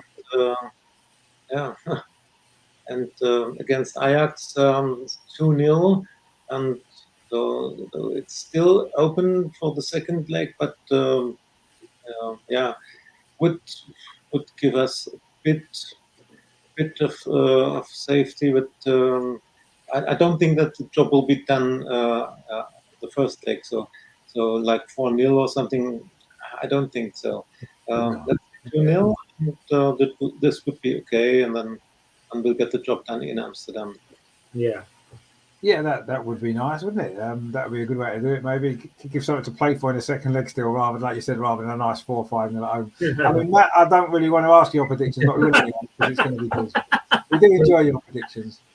I'm trying to change my outlook this season, so try not be Mr. Doom and Gloom, so try and be a little more realistic. Oh, you're not Mr. Doom and Gloom, mate. I think I think home crowds full out against Brighton. I think it's just going to be one of those games that we just cruise control. So I think something like a 3-0 win. So a bit similar lines as. Have you ever predicted a 3-0 win before, Matt? Have you ever predicted a score like that? I don't think I have. I think the draw's the best we've ever got out of you before. So wow, this is a new season, a new Matt. I liking this. This is good. Is it really you?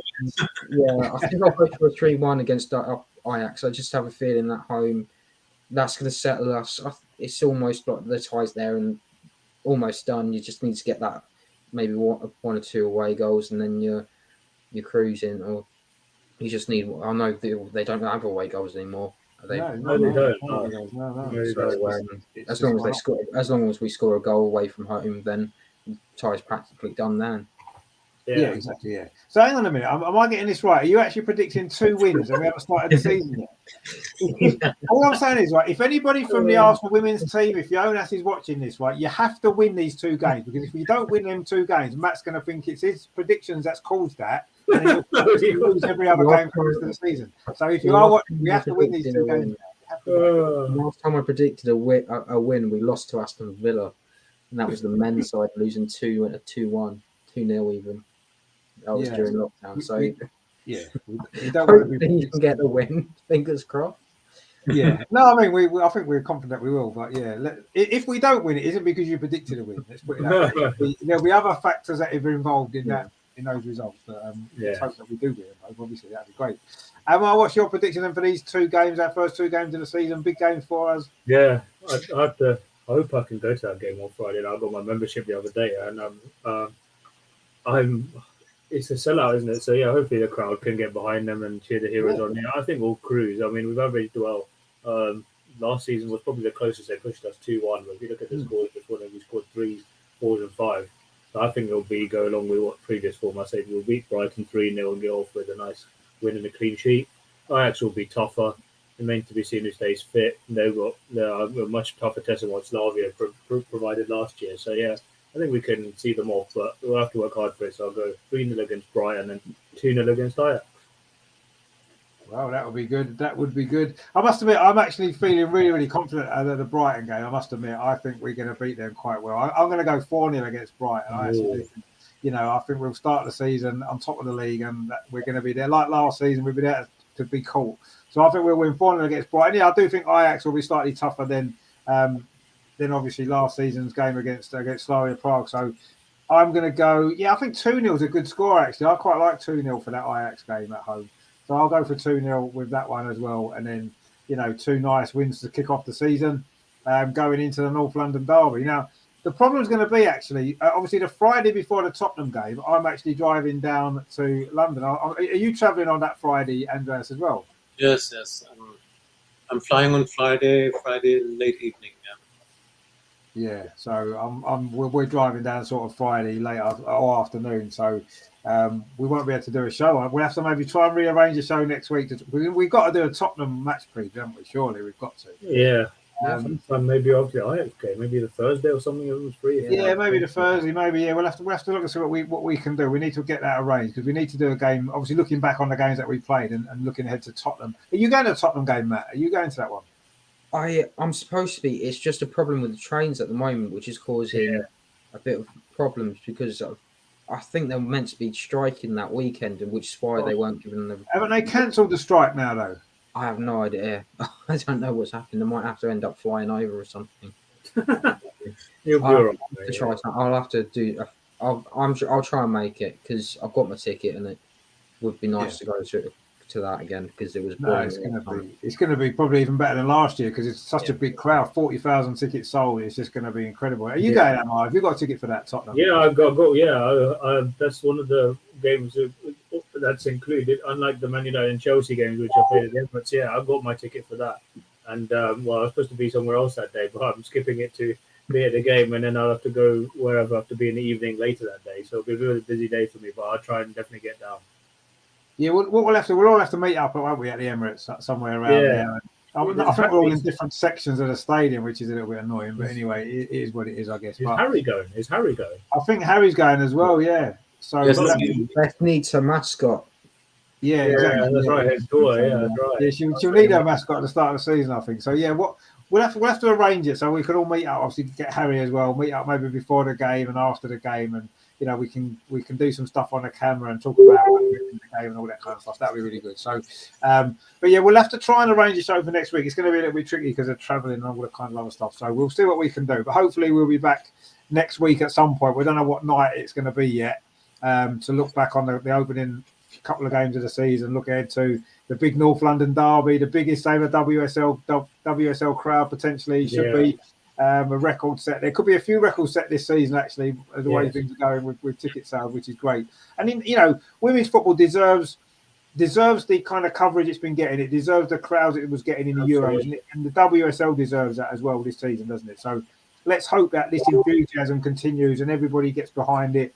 And this could be, we said last season was so great with the Sky TV deal. Maybe this season could be even better. This could be the greatest season ever in WSL history. And if Arsenal win even if it isn't, if Arsenal win the league, it will be, won't it? Because it'll be great. So let's hope so.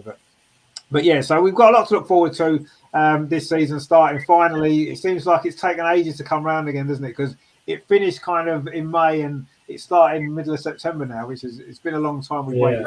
The Euros, which kept us all busy and kept us all excited, and obviously the start of the Premier League as well in the last few weeks has been pretty good for Arsenal, so that's been great stuff as well.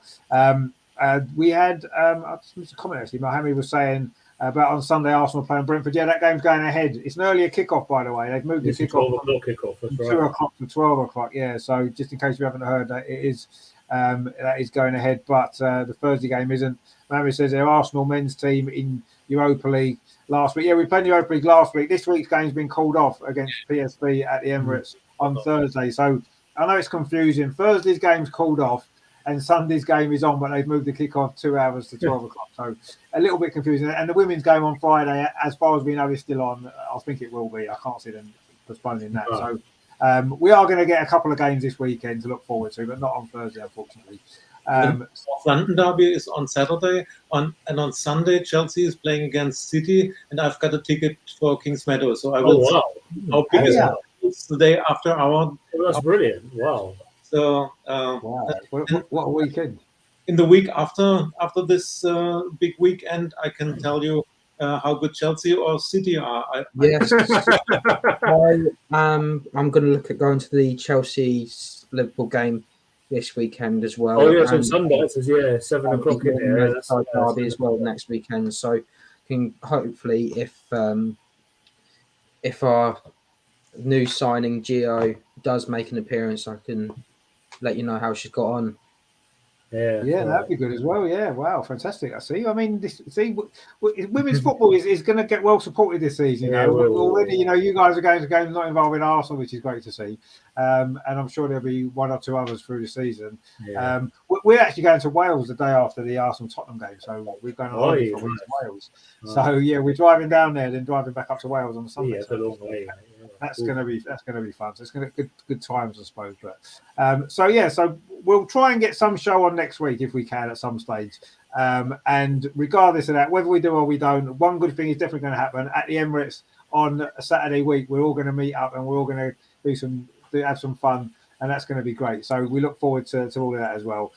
So it's the start of the season. We're all excited, and let's hope we kick off in fine style on Friday, of course. Kiddo says there 2 win predictions from Matt. Indeed, yeah. We'll have to we'll have to copy that bit and play it back because it's never happened before. It's never happened before on the show. It's a bit of history's been made tonight. Matt's predicted not 1 victory, 2 victories in the same week. Wow, fantastic stuff.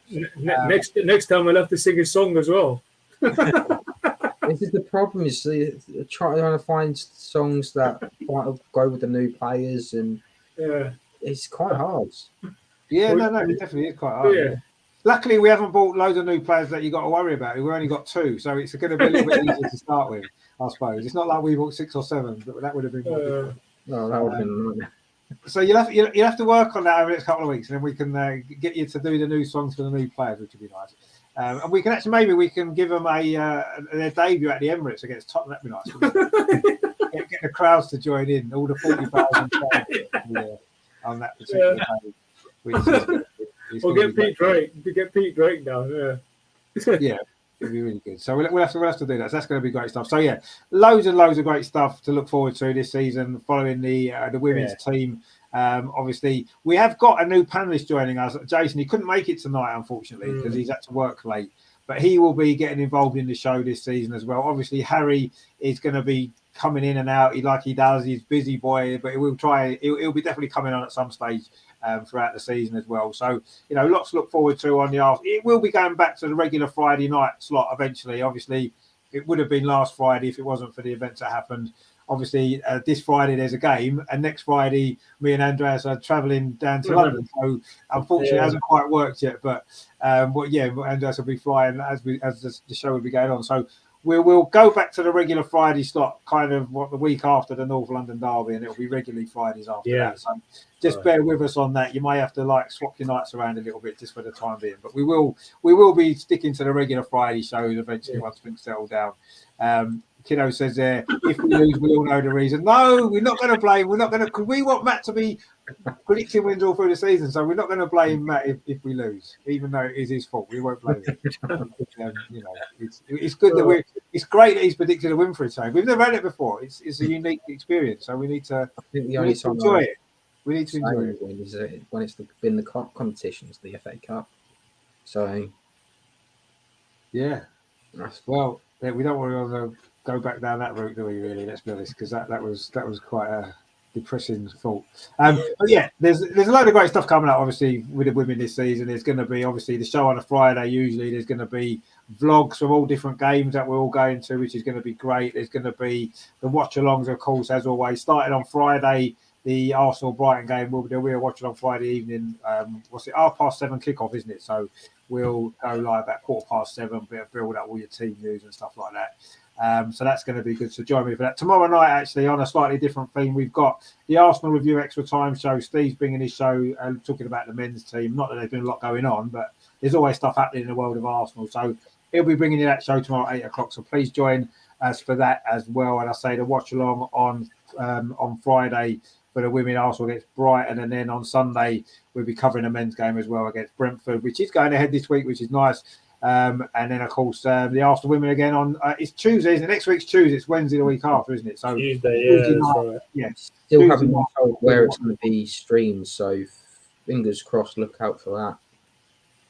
Hopefully, it'll be on DAZN or again. Let's see. Yeah, they've not got the rights for it. It only goes through the group stage, so okay. The clubs have to sell it off to whoever. On Arsenal website, streaming the game on the Ajax games. Are they streaming them? They could do. I'm not 100% sure though. Because they did last year, didn't they? The qualifiers, the Yeah. Arsenal website streamed them, didn't they? I got a feeling they might well do that again. But we'll see. I mean, let's hope so. We shall see. Kiddo says there the best show for sure. Well, you know, we try our best. Kiddo says there, welcome to the team. That's looking forward. Jason, Jonas. Jonas is the manager. He's been here a year already. No, Jason's a new guy joining. Jason. Jason is joining. Jonas is already here, and we love him. But yeah, Jason's going to be joining the panel. Hopefully, the next show that we do, hopefully next week he'll be on, and I'm sure you'll love Jason as well. So that's all coming up. I say we've got some great stuff actually on the women this season. It's going to be really good. We're looking forward to the season, and we all think we're going to win a trophy, which is nice. And I think we might win more than one. That's what I'm hoping anyway. So we'll see. But it's going to be good. I'm sure we'll all get the chance to meet up again throughout the season, won't we? At different games. I say obviously the Emirates one next week for starters, and then I'm sure there'll be other games throughout the season. I'll probably meet up with Matt quite a lot because you obviously because you're in the northwest still, aren't you? So I'll probably be going to Man United, Man City, going to Liverpool, possibly Everton. So we might get to meet up a few times as well throughout the season, which will be nice. So yeah, don't forget. I say we will. I'm not sure when the next show will be on the women's. We'll have to get a date together and sort it out. Otherwise, it won't be until the Friday after the North London derby, which would be good. Kiddo says, my bad. That is fine. We'll let you off. I'm sure. Yeah. But anyway, so yeah, I say tomorrow night is the Arsenal extra time show with Steve. So please join us for 8 o'clock, and then I say the watch along Friday. The women kicking off. We're going to be top of the league if we win, even if we draw, because we're the first team to play. And we want to win, get a good win, and then everyone else has got to catch us up again. That's what we want to. We want to get after that good start, don't we? I'm sure we will. So join us for that on Friday. It's going to be really, really good. Looking forward to that. And I say we will try and get a show together for you next week as well, if we can find a date that suits everybody. And go with that. So, yeah, thank you all to everyone for watching. Andreas, thank you very much again. Have you enjoyed being back on the show? I know it's not your regular Friday night slot. It's unfortunate, but did you still enjoy it? Yeah, of course. Glad to be back. And the season, it feels as if the season has started today. So I'm even more excited now for the match on Friday. And it's great that the ball starts rolling again, and we're all excited. And yeah, it was great to be back on the show, and looking forward for the next one. Yeah, exactly. Season 2. We're going on. We're in season 2 already of the show, which is great, isn't it? Matt, as well, great to see you again. I know I say you've been busy through the summer. It's good to see you. You enjoyed yourself being back? Yeah, it's good to be back, and I'm looking forward to seeing how this season goes, audience-wise as well. Like, I think we're going to see huge attendances grow, and it's only going to make everything better. And I think that means that we'll get to see and talk to new people, make new friends. Might see a few more people asked or request to come on for you, Richard. But you never know. It will be an interesting season ahead, and that's for sure. It will, yeah. It definitely will be an interesting season, and potentially, as you said, the biggest season that has ever been for women's football in this country. And hopefully, we can, if people want to come on the show, that's great. Well, you're more than welcome. If anyone out there is interested in coming on the show in the season, let us know. If you're at any of the games as well, you want to meet up. If you're at the Emirates next Saturday, for the North London derby, let us know. Meet up. It'd be great to see you. We met with Janda at the Aston Villa game last season, so hopefully we can meet other people as well from we've been in the chat. So if you're at any of the games, just let us know. We can meet up at the Emirates. It'd be great to see you. And obviously you can join in with our little fun videos that we're going to make as well. Which Amar as well, good to see you again. You've enjoyed the show? Yeah, good to be back, and great to be part of the group once more. And I mean, after the summer, let's just hope that we just continue to build. And as Matt was saying, this could hopefully it will turn out to be a record-breaking season in terms of crowds and interest and getting young girls into football. So yeah, bring it on. This is just the start of what could be a few special months ahead for the women's game. So no, it'll be really good. 100%. It should definitely be. We're all going to enjoy it, I'm sure. And it was a great question tonight as well. We did enjoy that as well. Very, very good. It got us thinking, and it was that was very good. We enjoyed that. So look forward to the next one of that as well. So yeah, thanks everyone for watching. Thanks all you guys in the chat. Don't forget to give it a like as well before you leave. And if you haven't subscribed yet, please consider doing so. We have got some great new shows this season, which we've been doing already. And there's going to be some more great stuff with the women. Now the women start. I've been waiting for this for a few weeks, and we're back. Always good to talk about the Arsenal women. So, yeah, please consider subscribing. We'll see you live tomorrow on Steve's Extra Time show, which is going to be great as always. and I'll be back on Friday for the big watch along. The start of the WSL season. Arsenal against Brighton. We should already have started, but we haven't. But we're going to start now. This week we're doing it. Come on, Arsenal. Come on, you Gunners. Let's start the season as we mean to go on with a big win. Thanks to Andreas, to Matt, and Amar, of course, as well. We will see you very soon. Take it easy, guys. Thanks for watching. Come on, you Gunners. Bye. Take care.